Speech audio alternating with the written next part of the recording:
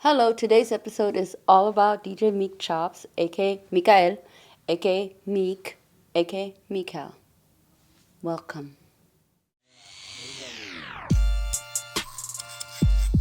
Welcome to the Barber Game Podcast. I go by the name of DJ MeekChops. Hey, people, this is Mess. What it do? This is Marcus. What's good, everybody? This your boy Merv Mill on the check-in, and this is the Barber Game Podcast.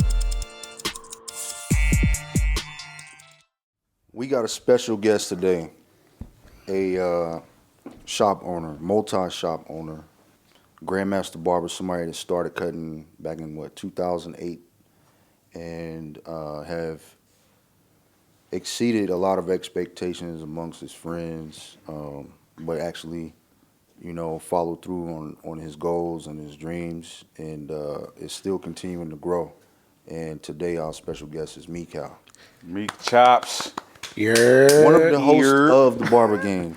Absolutely. We do these to introduce everybody to all of ourselves, just so y'all know our backgrounds, so that everybody got a general idea of like why we up here talking. You know what I mean? And we felt that was important. So, you want to introduce yourself, man, and give your background? Hey, man, that was a great introduction, by the way. You know what I'm saying? My name is Mikael Miller, to those of you who don't know. You know what I'm saying? A.K.A. DJ MeekChops, A.K.A. Meek, A.K.A. No, I'm just kidding. No more A.K.A.s. No, it's a fact. Yeah. You done switched your name by 5. Yeah, trying to get my bad boy Between Diddy. him, Diddy. Diddy, trying to get my bad boy. and Take Diddy. that. No. Yeah, New York. man. Yeah, from New York, born and raised, Flushing, Queens. The nanny. Shout out to Flushing. You know what I mean? Koreatown. We on the map. We made it. Action Bronson, you put it. I came here and I'll just give you some backstory, just jump right into it. Yeah. I came, I'm going to just kind of a little fast forward through New York. For those who know me, I'm born and raised in New York. Early childhood was real rough, you know what I'm saying? So I'm going to kind of fast forward to about 18, 2004, 18, in New York. I had a lot of different directions I could have went. You was out in the streets. And Yeah. I think somebody pulled up on you Yeah. at one point, right? Yeah. Just on a random day. I heard about this. Yeah, so I'm kind of like out there already at 18, And it was familiar to me. I'd already been in and out the crib at 15, 16. So by 18, it was definitive. It was over, you know what I mean? And at that point, I knew I had a choice to make, you know what I'm saying? It was stuff that I was ready to get into trouble, or I could make a change in my life. And my cousin, pulled up on me. He was visiting from Georgia. He used to go a lot back and forth, drive from Georgia up to New York and back down. And he seen Shout me. out to Herm because he from Flushing. right? Yeah, he from Flushing. Yeah, right around the corner. Yep, Flushing finest. He grew up right around me. So yeah, I was under his tutelage for a little bit when I was younger. And he seen me when I was out there, and I was looking bad. I was looking real bad. And he was like, yo, man, I think you need to talk to the individual I'm on the phone with. So he hands me his phone, little flip joint, and it's my pops. And he's like, yo, I know your situation. I'm going to send for, a ticket for you to come through. So in 2004, that's when I made the change I moved from New York, and I came to Bellevue, Washington at the time. Oh, nice neighborhood. Nice. Yeah.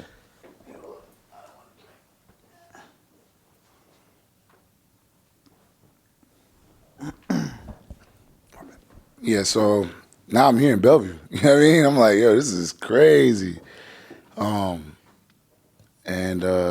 It was just nothing I've ever. Yeah, man. When we picked him up from the bus station, he took a bus over here. Yeah, I took the bus.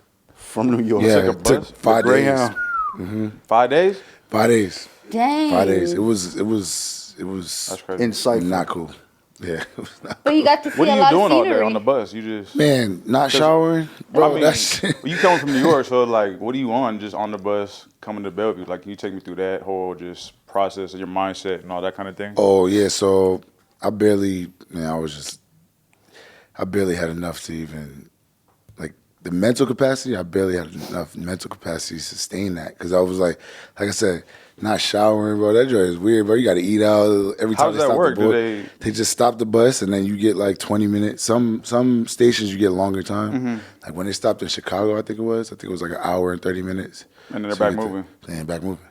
Yeah. So. And this is before Wi-Fi on the buses. Oh, it was before. Before? Yeah. 2004. Yeah. No It's flip hotspots. phones. Yeah, it's No flip phones. hotspots, And, yeah. yeah. No Nothing. iPhones. It was minutes. That might have You been you had BlackBerry. minutes on your BlackBerry phone. era. BlackBerry. Yeah. Might have 90 or the chocolate I or think the you might be G2 right. or the. I think it was right around then. 04. So it was right before the first iPhone. Yeah, I think you're right. Yeah. Chocolate. Sidekick. Psychics. That was psychic era. Nokia Definitely. Yeah. brick phone. Brick phone. That's what I had actually. Had a blue Yeah. joint. And the Razor. The Razor? Yeah. The Razor Yeah, the Razor. The Was Razor? that out? Yeah, yeah, Was it yeah. out at the time? That was Yes, killing the man. game. That was killing the game. Yeah, it was. The Razor. Everybody That was wanted Razor. that. Yeah, the Razor was hot. You in So Bellevue? you in Shout out to Bellevue Merv. and you you in trying to Bellevue. figure shit out. Right. You trying to figure it out. I remember Merv like under his like guidance, he's like, "Yo, I think you should get a job." Boom, Wendy's, full hookup. I remember like it was yesterday. I'm working in downtown Kirkland and living in Bellevue. I didn't even know what that meant coming from New York. You know what I'm At saying? this time, you got the shop going?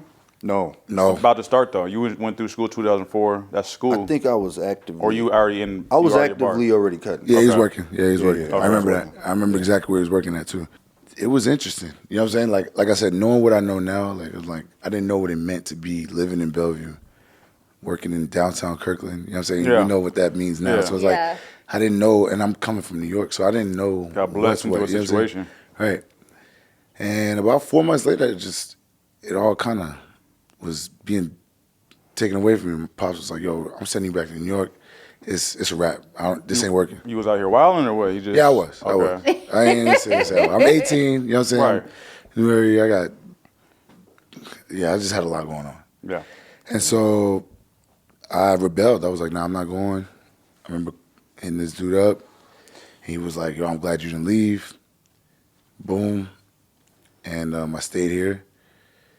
And I kind of was just out there from 18 all the way to about 21. Okay. Yeah. Can you take me a little bit through? So when did you feel like barbering became a situation in your life? Because you're 21, you're not. Are you cutting at that point? So leading up to that, I'm seeing Merv's transitions. And I'm You seeing, see him open the shop, even before that, I'm Okay. seeing him in the shop just at somebody else's shop, chopping. chopping. And he's busy. And he's real busy. And I'm getting my hair braided. And he lined me up after I get braided. And I'm coming into the shop. And I won't say that I was just a character in the shop. That's what it was. I was a character. It's like, here come Mikael. Yeah. You know? There's always those people. You know what I'm saying? And I noticed that. You know what I'm saying? And I know that I didn't want to be that person. Yeah. So after a certain amount of time, I'm watching their bond. And when I say their bond, I'm watching my pops and his bond. It's like real heavy. And when I talk about like why I was motivated to cut hair, I think that was kind of what it was. Like he was working at somebody else's shop. And he had the idea to open up his own shop. Went on and did it. And I seen how proud, like, Pops was of, like, his situation. And I noticed that I didn't really have that, you know what I mean, that relationship with my Pops. Right. You know what I'm saying? So it was kind of like, that was the motivation right there. That was, like, the inspiration right there. It's like, I kind of want to be. Did you approach Merv or did Merv approach you? And how did that situation start as far as school and trying to, when we need to get in the shop and all that kind of thing? And so, like, right when he seen me coming from New York, he was like, "You gonna be cutting hair? Don't worry about it." So we used to have. But these that's at talks. 18, so that's He's 3 years telling before me that. this. He's like, "Don't worry about it, bro. You gonna be cutting hair." All right. And we used to have these talks, these long, elaborated talks, and chain In smoke. the Buick. Yeah, chain smoke cigarettes all day, just 22s, HGs. and drinking The old English 800s. Yeah, the 800s. No, the when they're grenades, glass the bottle, Mickeys. the glass bottles. No, the Mickeys. cans. Oh, okay. Oh, yeah. The tall cans. Yeah, the tall boys, the 22s. You guys came a long way. A lot of And the of bottles. talk. And the bottles. A long They don't make the way. bottles It was anymore. about $1.50 back in the day. Yeah. Mickeys Oh my too. God. The Yeah, grenades. the grenades, the little green grenades. So I'm not knowing none of this before I came. I didn't know no grenade. I didn't know none of that stuff. This is all West Coast. Swisher Sweets. I'm trying to smoke weed out of Phillies, Sweets. Dutchess. I'm Dutchess, and you know what I mean, bro. This is all foreign stuff to me. So he's telling me this, like he kind of planted the seed about cutting hair, and like I said, it wasn't until I seen that I was like, that's my motivation. You know what I mean? So fast forward just a little bit more to about 2005 when he opens the shop, and this thing is huge. You know what I mean? And man, it's huge to me because I'm like, dang, this is his shop. He got people like handing out the flyers, and It's real. You see they're it just now. really happy to do this. You know what I'm saying? Like it was crazy, man. It was a real movement. So that's pretty much what matched the gas at that point. Oh, You yeah. Seen the shop, seen everything going. Oh yeah, but I had a little problem. I came here at 18, no GED, no nothing. And at the time, in order to go to Evergreen or Paul Mitchell or I forget the other barber Any program, barber school. you had to have Any a GED school. at least. You know what I'm saying to go. Yeah. So in my running around, I managed to get my GED. You know what I'm saying? And then I went immediately to Merv. I was like, yo, man, I got my GED and I'm going to barber school. And he was like, you capping, stop. Stop. You know, at the time, Capping. honestly, he was moving around a lot on his own missions, kind of like what we talked about in the past with other family members. So I personally had no. I was like, nah, I don't. You know, I think he's gonna take time. You know, to get to that point. probably see and get to that point. But he just showed up at the shop one day, and at the time we was pushing Jordans out of the shop. Somehow we had a Jordan plug, and we was selling T-shirts and Oh Jordans. God, And I remember those. he would come. He would come up, he would go get braided somewhere, come get a lineup. I think Mess braid him, Yep. Yeah. right? Yep. Something like that. Yep. And he get a lineup, and for this particular day, you said, "Yo, I graduated. I got my GED. Yeah. I'm about to start barber school." And I looked at him I'm like, Yeah, right. "You sure you? All right, we'll see, right?" So go ahead. I think maybe a little time after that, he had confirmed that he started barber school. On like May 1st of that year, 2008. Yeah. So it was a big moment for me because everybody, you know, I think we went out and had drinks, right, and everything, right? Yeah, I think we did a little celebration. Yeah. It deserves a celebration. As Yeah. we, You as see what I'm we saying? usually do, yeah. That's crazy. Yeah. So I'm in barber school and I'm every day. And Merv, I remember him giving me the keys to the van because I didn't even have a V at the time. I didn't have a V. I didn't have L's, nothing. So I'm driving, I'm pushing the van. And for those of you who don't know, it was a Chop It Up van. I was over there looking like the A-team. Pulling up to the barber school. The jump out van though. Yeah, It's like the- the slide door. It's the Slide slide door. door, like it's Oh the my jump out, so God. it's We had looking to- crazy yeah. kind of I'm still. We always sliding, had a van at the Always shop. had a van. Yeah. So that's how I'm pulling up to school. That's how I was coming. And yeah, it's looking crazy like The whole time. the whole time. And yeah, I thought it was It's dope. funny when you think about Yeah, it. yeah, It's yeah. like, Yeah. what is going on over Like, here? ooh. So I finished. I would say like my big moments like throughout school. Once I got out onto the floor, and then it was decided that we was gonna go into the shop. That was like a big moment for me because I had this other dude that was with me, and we was both about to be finishing school at the same time, more or less. And I was already in the shop. I'm on the floor, but I'm coming to the shop only on Sundays and Mondays. Well, excuse me. I'm only coming to the shop Monday through Saturday, right? After school. After school? After school. No, you was 7 days a week, I think. I was 5 days. I was 6 days a week because we weren't open. we weren't even open on Sunday. We weren't open Oh, Sundays. right, So right, it was 6 days a week. right. So- But he would Monday- come Monday after through Saturday. Yeah, Yeah, he Monday would through come Saturday. after I'll come school. after school. Yeah, but we we was one of the rare barbershops that was Wait, even we open on Mondays. Right, on Mondays at the time. Yeah. In 2000. At the time, everybody was and then we Tuesday were through Saturday. open till like 8 or 9 or something like Yeah. that. Yeah, Hey, we stayed late. Yeah. So at the time, I'm coming through after school, Tuesday. And Monday, obviously, there all day, but then Tuesday and every other day at the shop after school. And I would get like 1 or 2 cuts. I mean, I'm making probably like 20, 30, but I ain't making much. Just enough to supplement my gas and go back home or eat something or whatever. And I remember going to Merv and was like, yo, Merv, man, this is just not doing it. Because he's like, yo, I need this, this, and this if you're going to be in here at the shop. And of course, I'm paying it. Not a big deal. Yeah. Money's first. You know what I'm saying? So I go to Merv and I was like, yo, Merv, man, I got like 3 months of school left. I'm like, bro, I need, it's the summertime, it's hot. I remember it was beaming outside. And I'm like, bro, I need the shop to be open on Sundays. He was like, if the shop is going to be open on Sundays, who's going to be here? You going to be here? And I was like, don't worry, bro, I got it. He doctored up these flyers, sent them off to, got them back to Raul at the time. And he printed out me this flyer that said, barbershop, open on Sundays. I think he got like 5,000 of them joints, and we put them everywhere.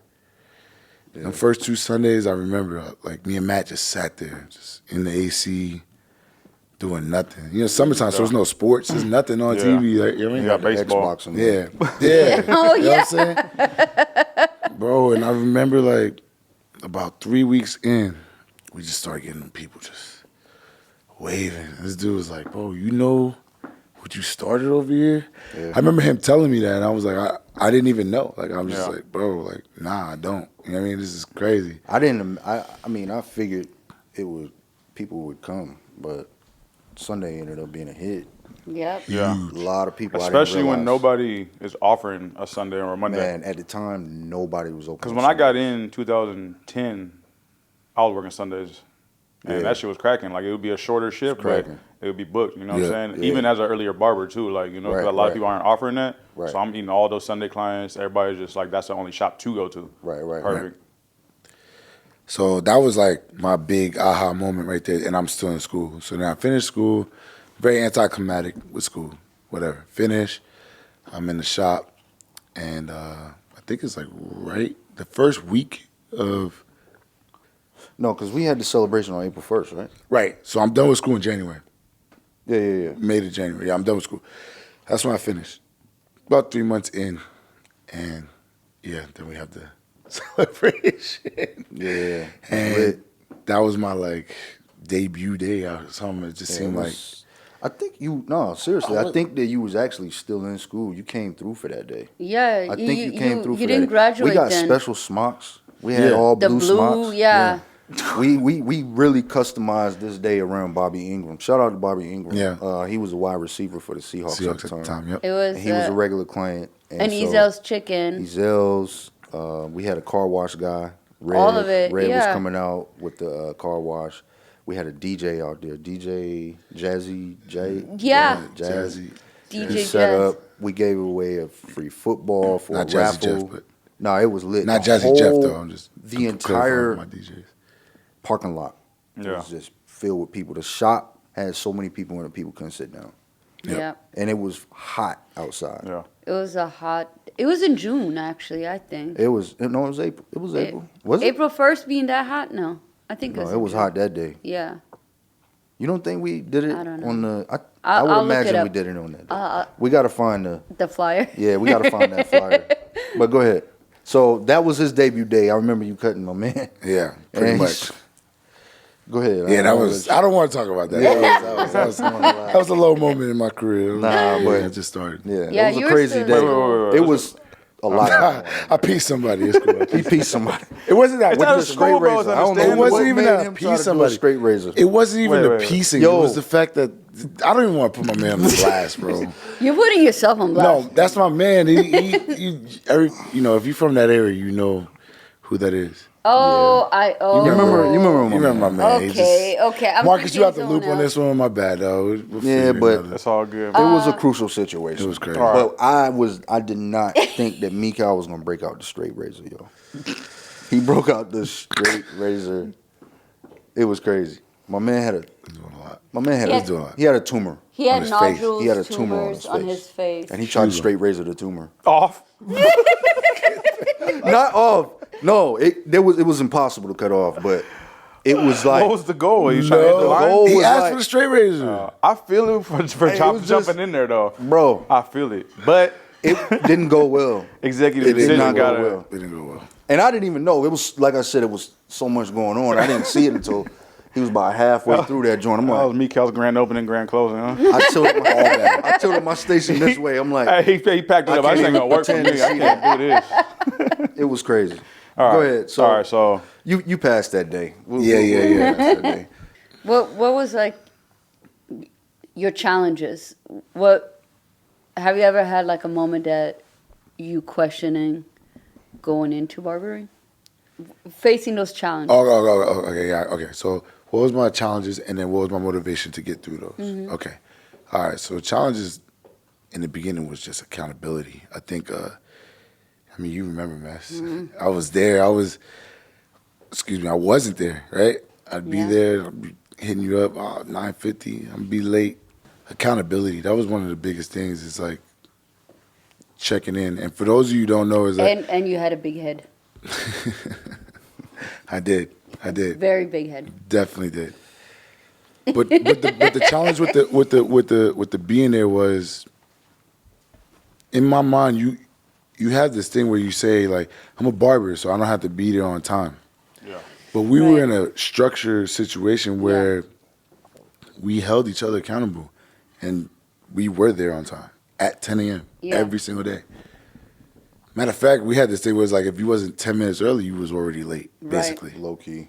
You know what I'm saying? At the time, yeah, it was pretty crucial. It was like that. So, and coming from the work atmosphere, the workforce, and now coming into being sole proprietor, I'm thinking I was alleviated of that, and I wasn't. Freedom. You know what I mean? Freedom. You got a Yeah. lot of I freedom. wasn't. Yeah. So Yeah. that was difficult. That was the biggest challenge for me in the first few years. And I think when I realized like how big the barbershop's name was, I was like, I need to be better than, being here 1 minute Yeah. before it starts, and you know what I mean, or 10 minutes late all the time. Yeah. That was where I was like, how can I expect somebody else to do this and take it as serious as I'm supposed to be taking it Facts.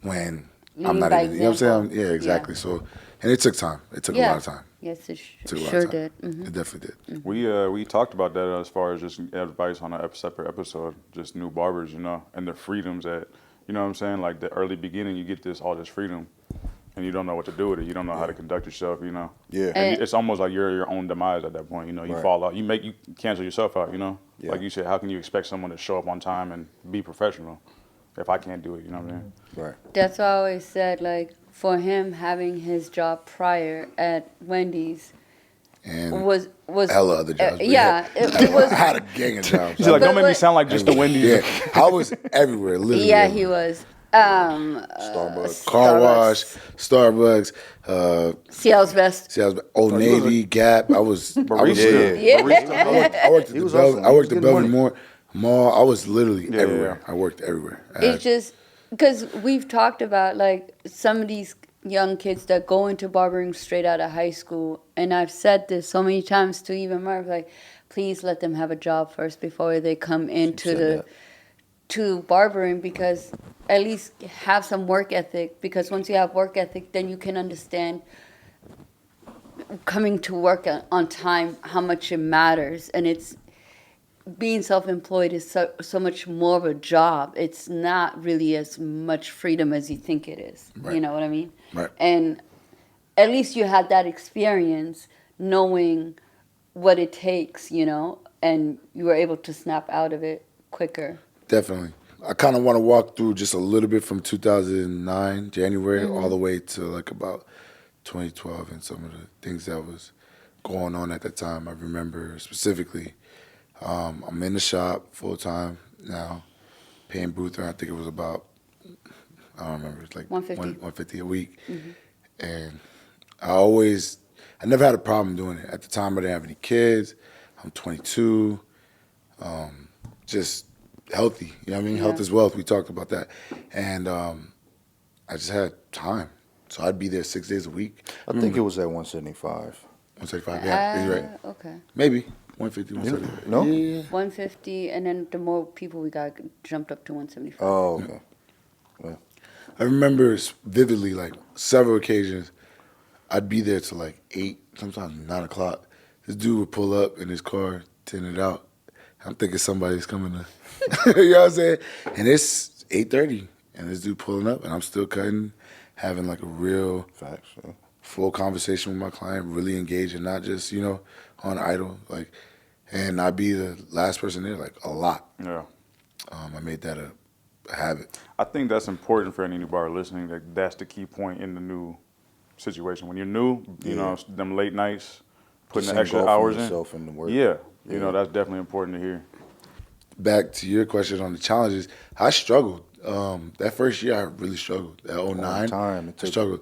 slow cuts. And Slow cuts. I was not putting out. I remember Merv looking at some of my cuts, like when they're leaving, and he's like, "Bro, what happened? Like the last cut was clean, and then that was. What did you do? Like, did you just forget how to cut?" I remember him asking me, like, literally, like, "Did you forget how to cut?" Why are you doing it? Are you doing it on purpose? Yeah. Or? Did you just not like that guy? You pieced him. Yeah, I'm like, And even more so in that year, like later in that year, he even told me, he's like, "I don't know if this is for you, Mika." Remember, he even said that to me. And that motivated me, like really motivated me. I was like, "Oh, nah, you got me fucked up at this point." You know what I'm saying? Like, like shit, I don't. sometimes people got to be honest. Yeah. Yeah. I don't He know did if that to with me too themselves. when I Yeah. first started. No, come on, man. It was different. It was different, but he was like, "Man, I don't know your energy, man. I don't know if it's gonna work in here." Oh, shit. And I was like, "Cause I don't. I'm Okay, quiet. that's you feel different. Me? Yeah. Yeah, That's yeah. different. No, I'm I was talking. like, I'm talking. I'm like, I'm it 9 works. months in. I'm talking about like 9 months in. Same. I'm thinking I'm chopping, and he's like, "Bro, yeah, I don't think this is for you, bro." So that's the Merv move right there. You gonna we gotta go get hit to you with that the bottom of this. ultimatum, you know? So I'm like, damn, I was like, you must not know who you fucking with. You know what I'm saying? Like, I'm in this shit. And then right before 2010 rolls around, Merv's about to make a real big power move at this point.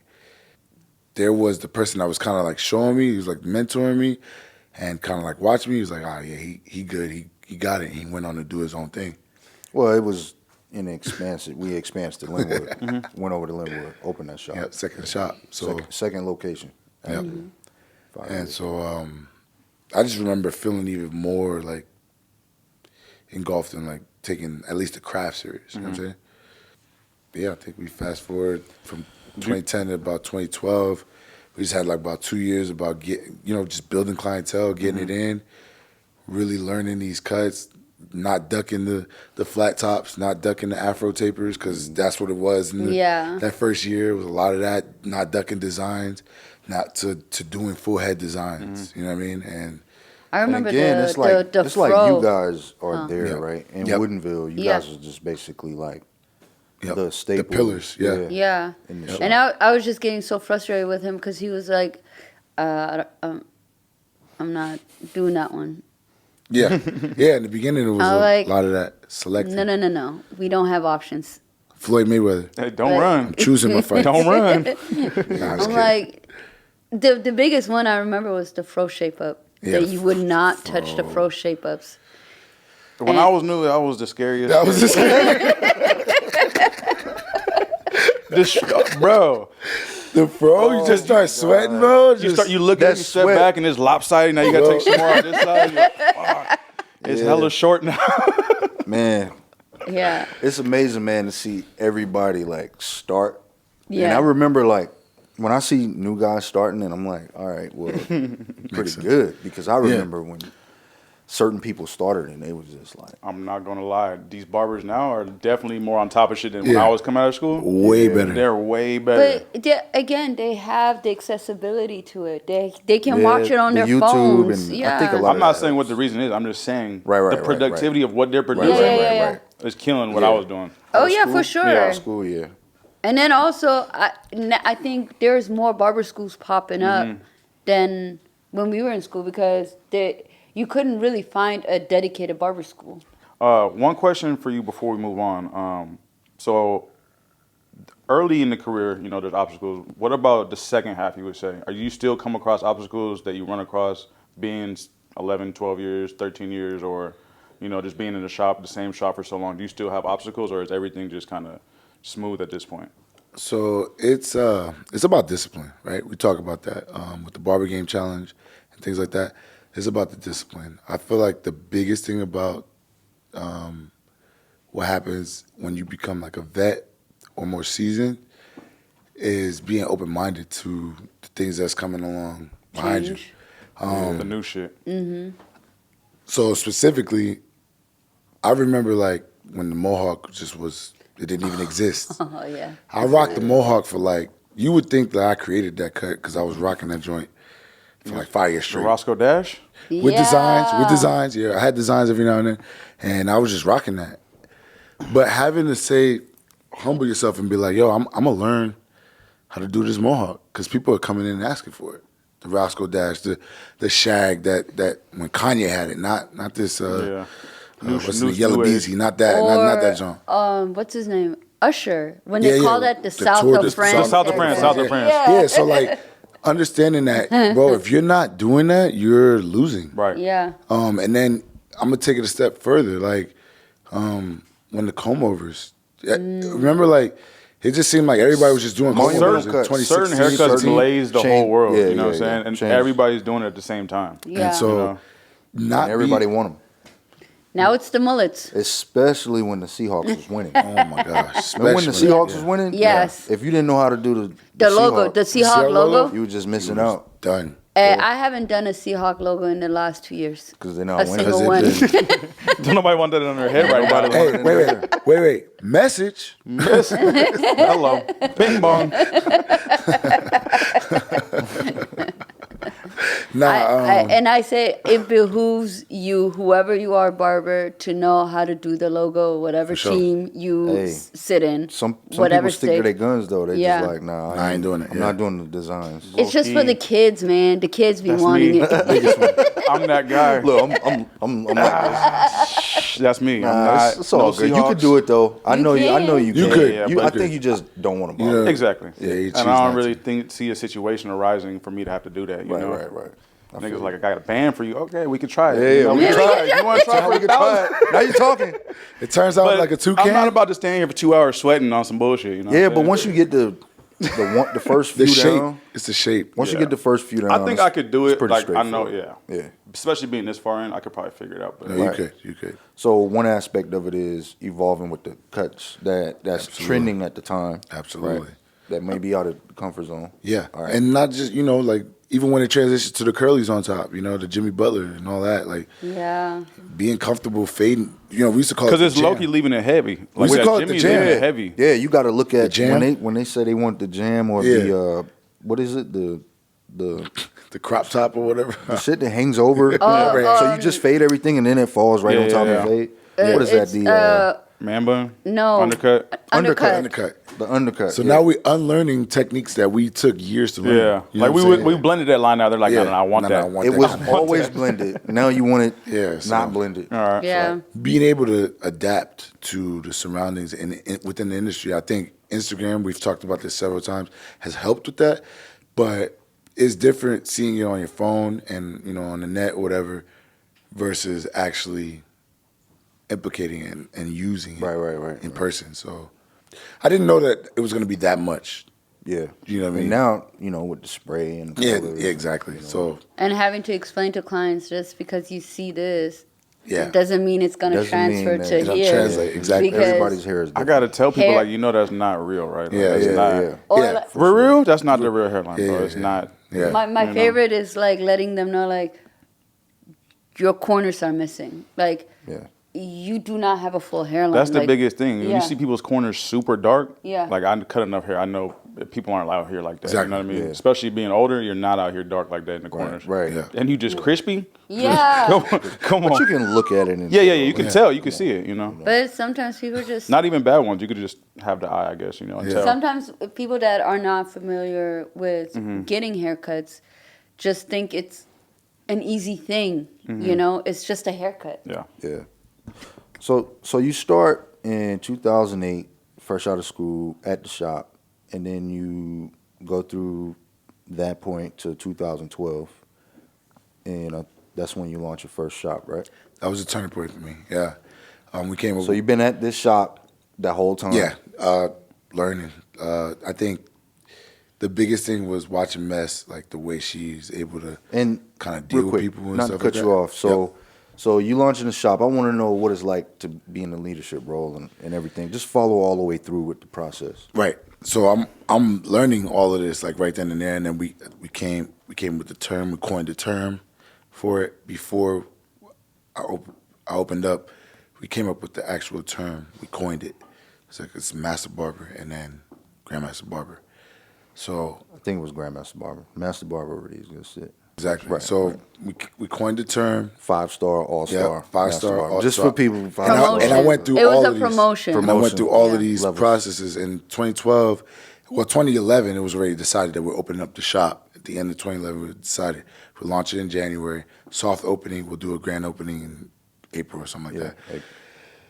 And there was a lot of talks. I remember having these talks with Mess and with Merv and some of your clients, and he's like, "Yo, are you ready for it? Do you think you?" And I was like, "Look, I know, like, this is what I'm here to do." And 2012 comes, and January, it was snow on the ground, taller than me probably, and I'm driving all the way from, I remember driving down from January Everett. The 13th. day we opened over here. Yeah, was, January Yeah. 13th. It was a blizzard, Yeah. and I'm driving from Everett all the way down to Tukwila because that's where we opened our shop, South Center, and I'm there every day, 7 days a week. That day was shocking. Like, everybody showed up that was down here. Yep. They showed up that day. There was no reason a car should have been out on the road that day. Right. But everybody we opened still up. We pulled had up. to open up. It was Yeah. like that was the day we were supposed to open, and Yep. I remember you showing up that day, Yep. along with everybody else. Yep. Shout Yeah. out to all the other barbers that was there. Yeah. But go ahead. And then that was my first taste of like understanding how to deal with shop ownership. You know what I mean? Yeah. There was other people involved, but I was the one dealing with it hands on. By being here physically. here physically. Yeah, by physically running the shop, not Exactly. just investing. Can I ask you, what are some of the things you did differently, transitioning from being just an employee, I guess, to being that leader, opening the shop? Things you did differently that you didn't do before, maybe? In the beginning, I gotta keep it like all the way a buck about this. I had to just like disassociate myself from the people that was working. Like we was there and we were affiliates and I rock with y'all. But like that whole kicking it too much outside of work, that was the first thing I kind of had to like draw a line. You know what I mean? And if I am gonna do that, keep it short. Okay, we go have lunch or Work related. dinner. Yeah, like something like that. And meeting and then done. Bounce, yeah, not all night, not kicking it. Yeah, none Or of that. in groups, not- none of that. Yeah, because not individually. it almost denounces you. It almost like takes the potency out in what you're trying to like do. Blends in Like some Blurs sort of the line, friendship. huh? Yeah, blurs blurs the the line. lines. Yeah. So that was the first thing I noticed, and later I was able to kind of change that and like know the difference. Like I was able to do that later. But in the beginning, I didn't know the difference. So like, and I didn't want to. I think I did lose a couple barbers like that because we were. And then you had to turn Friends, on the cool. leadership, put that hat on and And get then I serious with realized- them. Yeah, and then I realized, and then like I understand the response or the lack of. Yeah. And so it's like, all right, well, Yeah. then I can respond to me well if I'm doing this. Got you. So Or not take you seriously. Yep. Or take you for granted. Yep. Yeah.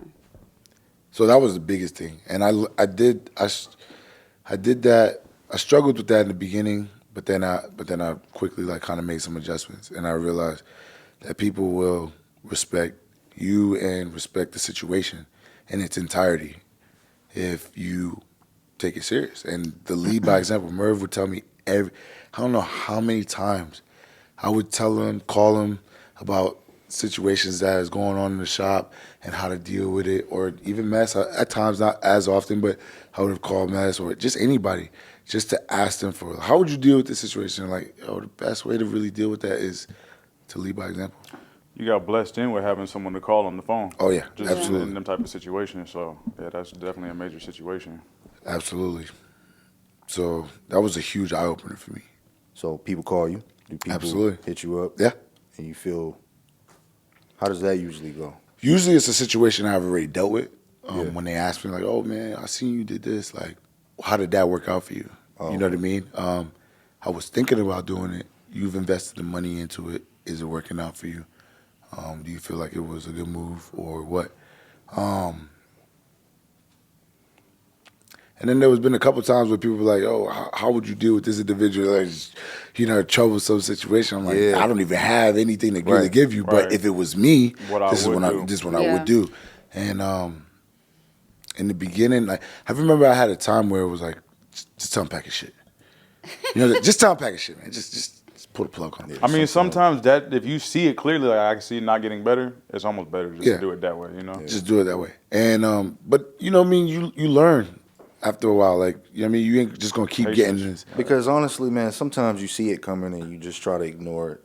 I've seen him actually do this before. Like, some people he should have cut loose a while ago, prior to when, because eventually they left anyway. So it'd have been probably better to just, because he's seen it. I've seen it happen with me. You know what I'm saying? Where it's like things ain't working out. We know it's coming to that day, and it's like, why don't we just save everybody the headache? Yeah, the headache.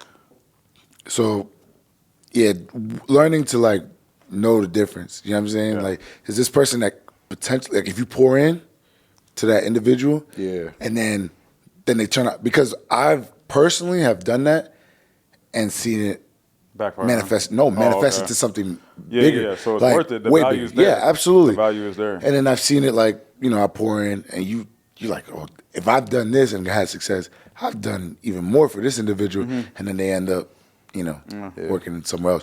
So, don't look at that and take it personal. It's really, at the end of the day, just business. And when you have like 5, 6 of those, you like, ooh. It's hard to keep investing that energy and time. But then you also have to reevaluate yourself. Like, why is this happening so many times? True. Yes and no.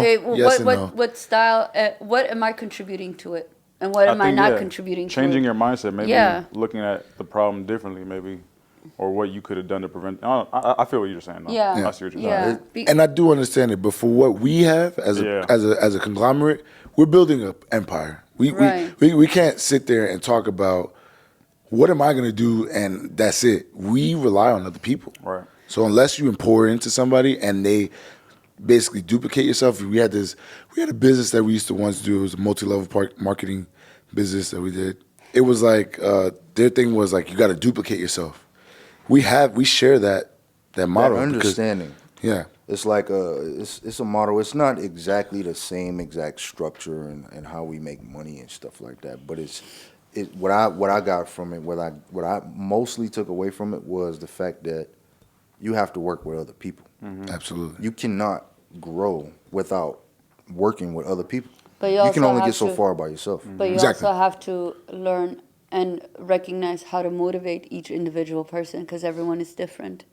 Yeah. You can't. What works for MeekChops is not going to necessarily work for Mervis or Marcus. True. I have to study who each person is so I can get through them and how I want them to move. You know what I mean? So that's what I mean. Like, sometimes you have to reevaluate and assess your approach on how you get to someone. Yeah.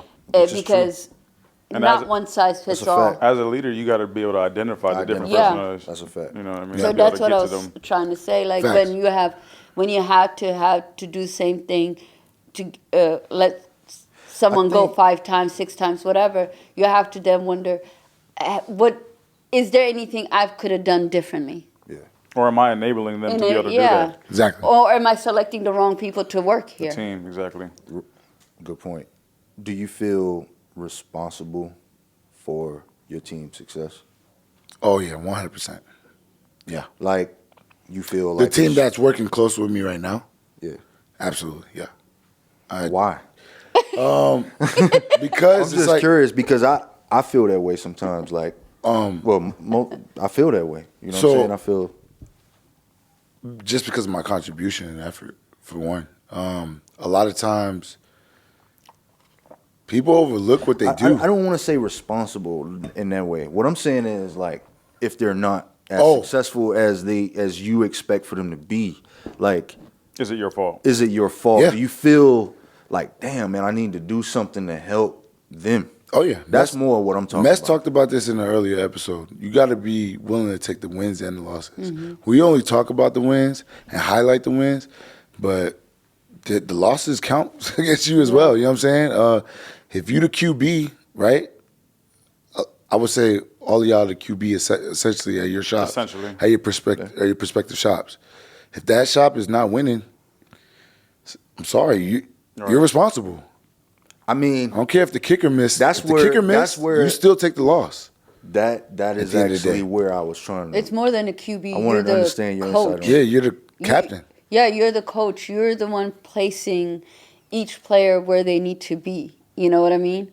And you recognize their talents and gifts and placing them accordingly. When you feel that you give advice or you are trying to ignite some energy into a situation and you don't feel that you're getting a good response from your team, how do you react to something like that? How do you deal with that? So then I go individually then. So now I got to go, because I got to isolate the problem. Pull them aside. Because usually it's one individual, and I'm not going to be, I've worked in a shop where it was 10 barbers in here. 10 barbers, and then I was the only person in there kind of like, trying to manage, trying to just make sure everything's chill, you know what I'm saying? Yeah. And it was cool, you know what I'm saying? That'd be crazy. It was cool. And you get, and sometimes in those instances, you might have like one individual that's kind of like, you know, deterring 3 other people or 2 other people. Right. These people don't think for themselves, but they have one person that is just going against who the QB would be. You know what I'm saying? In that instance, and that throws off. And then it just throws it. So now I'm trying to isolate. So if I address the squad and say, hey, yo, I think we should do this as the Barber Game podcast. You got the one guy that's just And nah, I'm not feeling that. Yeah. Nah. Yeah, exactly. So now I need to isolate the individuals. Right, like, yeah. I'm like, all right, well, then they you go to cool with lunch and talk about it. You cool with it? Because then you get recruited. You start recruiting. You know what I mean? You get Right. people against it. They don't agree with it now. Little mini alliances. It's like Yeah. alliances. Yeah, mini alliances. That's what happens. So it's you know, just another challenge. You know what I'm saying? That's a challenge, It's right? another challenge. And you can see it 9 times out of 10 before, like you said, you see who goes on breaks, who's in the cars chilling, and who's not. So Just to kind of move on, going back to what we said, 2009 when you graduated, so 13 years ago. And if you had to talk to yourself back then, knowing what you know now in the position you're at now, you know, advice that you can give yourself as far as being, you know, 22-year-old or 23-year-old, you know, fresh out the game. First thing I would say is definitely get a house. We covered this already. Get a house, you know. I mean, like think, J. Cole said, there's beauty in the struggle too. So maybe changing something might not have worked. You know, might have changed the outcome.